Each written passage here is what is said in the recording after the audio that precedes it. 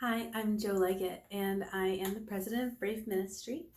And I want to talk to you about the pillars of Brave, the four values that we have as an organization that undergird our ministry and that help us reflect on the decisions that we're making and help in our decision making process.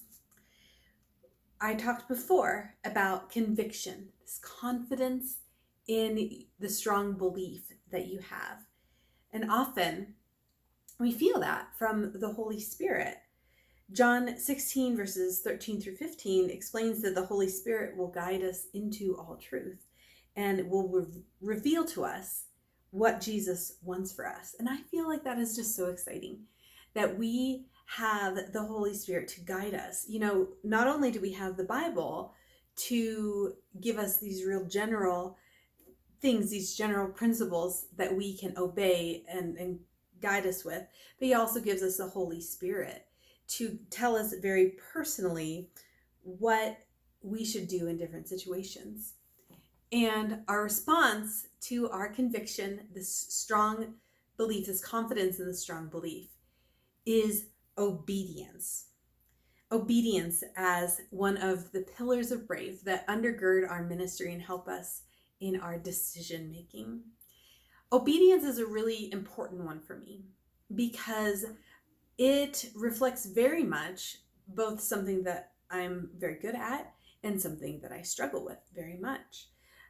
I have a real temptation to look through very worldly eyes and to look at what I'm doing through the lens of what results am I getting?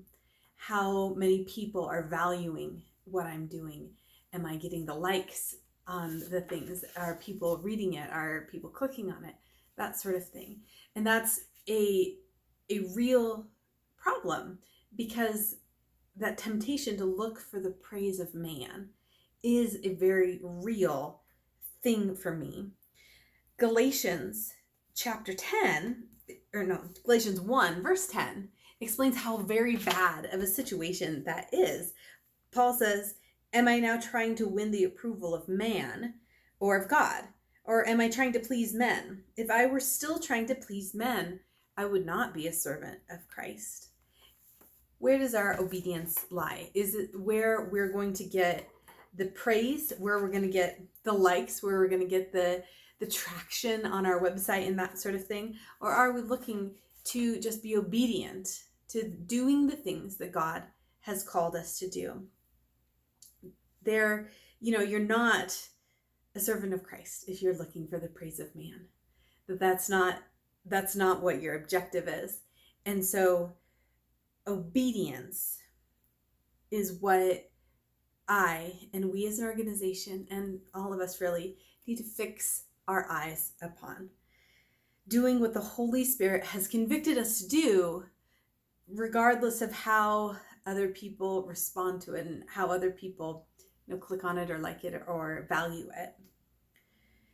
God also, gives us a really great overlying principle of obedience in the chapter of the book of 2 John. Verses 5 through 6 is what we look to in our value of obedience. And now, dear lady, I'm not writing you a new command, but one we have had from the beginning. I ask that we love one another. And this is love, that we walk in obedience to his commands.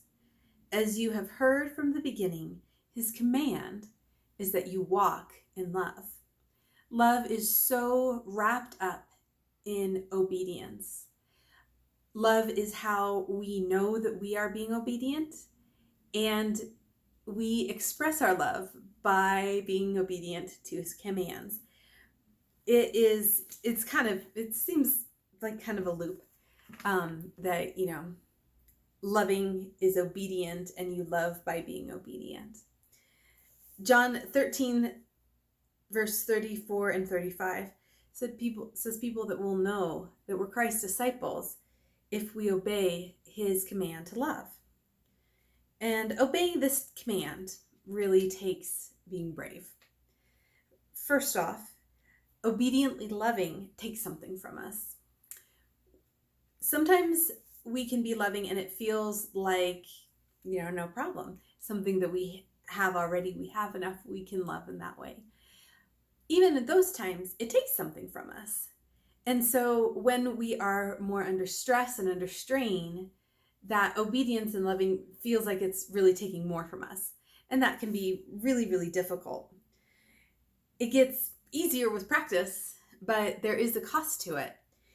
And this is something that really requires you being brave, that you have to fully believe that God is your supply. And so that he can fill you up with everything that you need so that you are able to walk in love and be obedient to his command to love. Secondly, loving is complicated. I absolutely love rules. Give me rules and expectations and I can meet them and I can exceed them and I can know that I'm doing great and it can be wonderful. With this command to walk in love, it is much more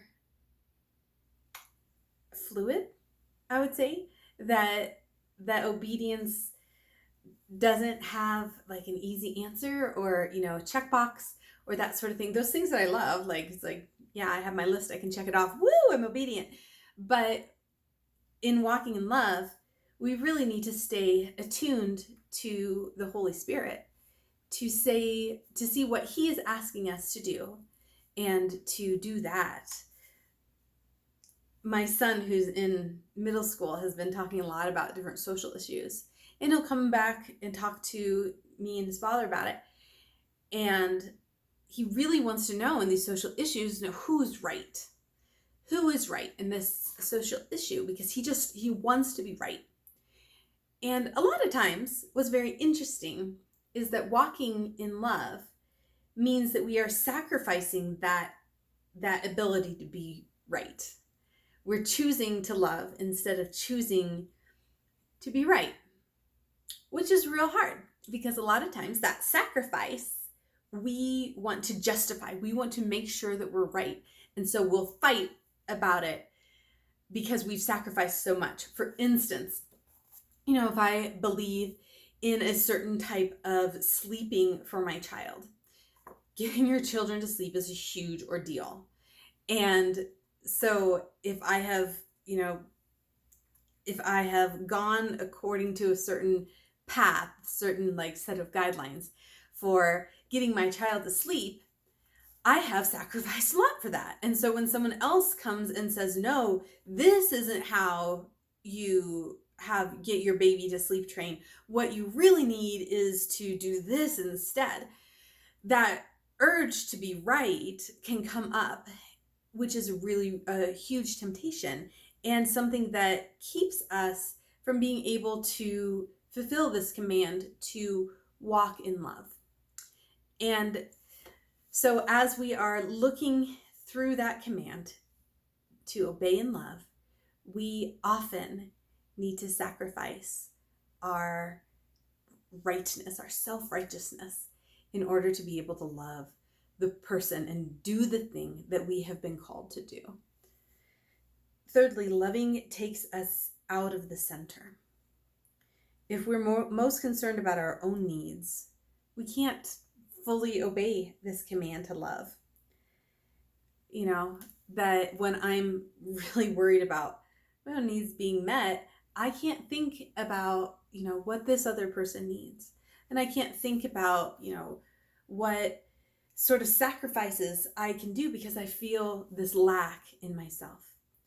And whenever we keep the central focus on ourselves, or when we keep the central focus on what other people think and pleasing other people, these are all things that take God out of the central focus.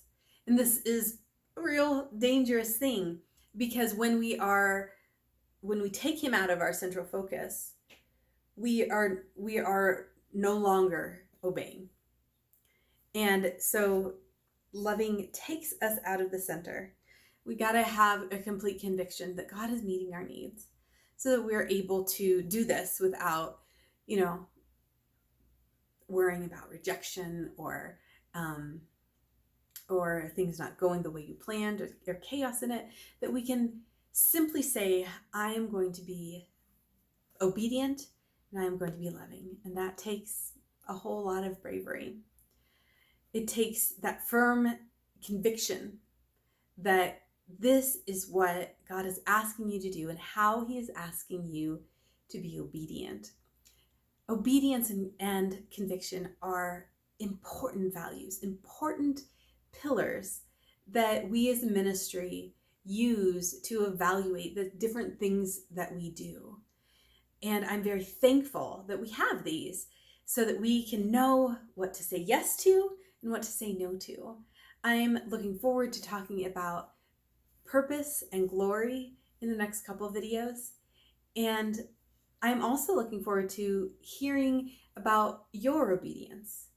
What has God asked you to do in loving obedience? I'm excited about the different discussions that we can take on those things as we talk about these different values, these pillars of Brave.